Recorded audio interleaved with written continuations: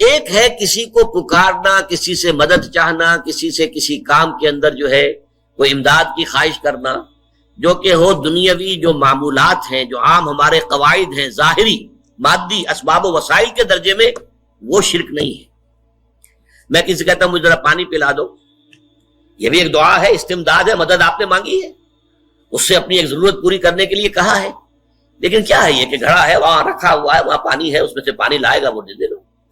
جو ظاہری قوانین طبیعہ جو ہے ان کے دائرے کے اندر اندر کوئی دعا، کوئی استمداد، کوئی استعانت، کوئی استغاثہ، اس میں کوئی حرج نہیں۔ غیبی اعتبار سے کسی کے ساتھ بھی کوئی دعا کی جائے گی اللہ کے سوا، وہ شرک ہے۔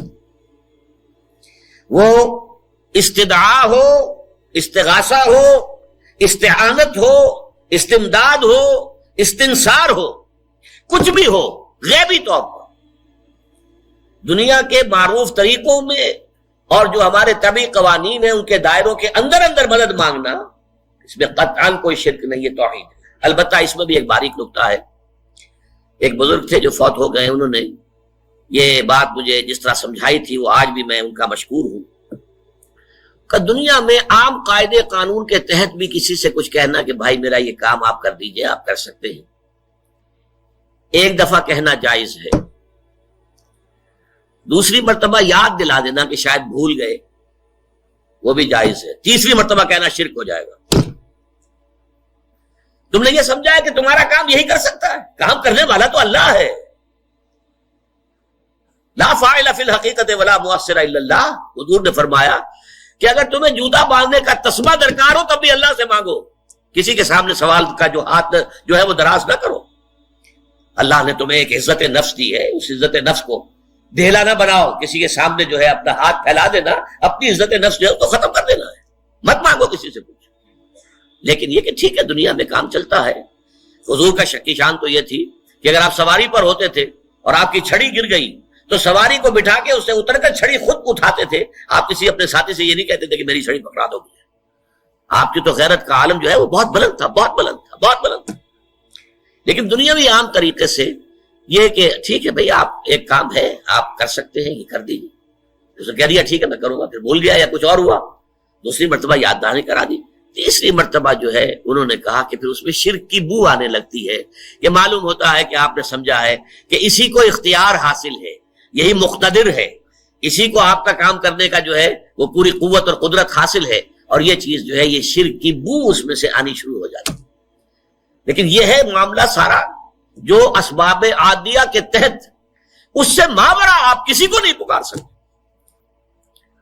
دیکھیے سب سے بات نکتے کی بتا دوں آپ کو، فرشتے کو تو ہم مانتے ہیں نا، حضرت شیخ عبد القادر جیلانی رحمۃ اللہ علیہ کی روح ہے یا نہیں ہے، سنتی ہے نہیں ہے، حاضر ہے کہ نہیں ہے، ناظر ہے کہ نہیں ہے، 100 اختلاف ہو جائیں گے، اختلافات کی تو گنجائش ہے نا۔ فرشتہ ہے یا نہیں ہے، وہ تو فرشتہ تو ہے، آپ کے دونوں کندھوں پہ بیٹھا ہوا ہے، کرامن کاتبین ہے کہ نہیں ہے، یرسل علیکم حفظہ، آپ کے جو باڈی گارڈ اللہ فرشتہ نہیں بھیجتا، لیکن آپ فرشتے سے بھی نہیں کہہ سکتے کہ میرا یہ کام کرو۔ فرشتے کے وجود پہ تو کوئی شک نہیں ہے، یا جبرائیل میرا یہ کام کرو، قطعاً نہیں، غلط، شرک۔ لا تدعو مع اللہ احدا، اللہ کے سوا پکارنا کسی کو نہیں ہے، دعا کسی سے نہیں ہے، استغاثہ کسی کا نہیں ہے، استعانت کسی سے نہیں ہے، استمداد کسی سے نہیں ہے، استنصار کسی سے نہیں ہے سوائے اللہ کے۔ ہم نہ فرشتے کو پکار سکتے ہیں اور نہ کسی ولی اللہ کو پکار سکتے ہیں۔ پکارو اللہ کو، قال ربکم ادعونی استجب لکم ان الذین یستکبرون عن عبادتی سیدخلون جہنم داخرین۔ تمہارا رب کہتا ہے مجھے پکارو، مجھ سے مانگو، میں تمہیں دوں گا، تمہاری دعا سنوں گا، قبول کروں گا، اور جو بربنائے تکبر مجھ سے نہیں مانگتے وہ جہنم میں داخل ہوں گے، ذلیل و خوار ہوگا۔ حضور نے ایک بات مجھے متن یاد نہیں ہے بہت پیاری فرمائی، دیکھو انسانوں سے تم مانگتے ہو کچھ تو ایک دفعہ تو اس کے ماتھے پر تیوری پر بل پڑ ہی جاتا ہے، یہ کیوں میرے سامنے ہاتھ سوال کیا، کیوں مجھے اس سے مانگ رہا ہے، چلیے بعد میں کچھ وہ دے ہی دے، لیکن ناگوار گزرتا ہے۔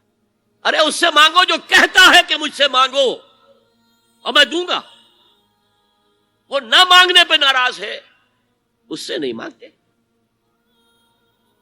رات کے آخری ساعتوں میں، یا جسے آپ کہتے ہیں the small hours of the morning, حدیث میں آتا اللہ نزول اجلال فرماتے، جس کو ہم نہیں جانتے کیسے نزول ہوتا ہے. ذات باری تعالیٰ اور اس کے متعلقات کے بارے میں جو بات آ گئی قرآن میں حدیث میں وہ ہم مانتے ہیں. کیسا یہ ہم نہیں جانتے. اس کا ہاتھ ہے کیسا ہے ہم نہیں جانتے. اس کا چہرہ ہے کیسا ہے ہم نہیں جانتے. اس کی ساق ہے، اس کی پنڈلی ہے کیسی ہے ہم نہیں جانتے. وہ سنتا ہے کیسے سنتا ہے ہم نہیں جانتے. کیا اس کے کان ہے؟ کیا اسے بھی ساؤنڈ ویوز کی ضرورت ہے سننے کے لیے؟ وہ دیکھتا ہے کیسے دیکھتا ہے ہم نہیں جانتے.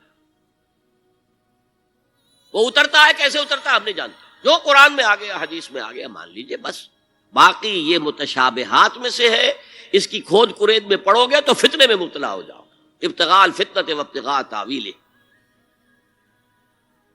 لہذا حدیث میں آتا ہے کہ رات کے آخری ساعتوں میں اللہ سمائے دنیا تک نزول فرماتے ہیں، اور پھر ندا لگتی ہے حل من سائل فاعطیہ، ہے کوئی سوال کرنے والا مانگنے والا کہ میں اسے دوں.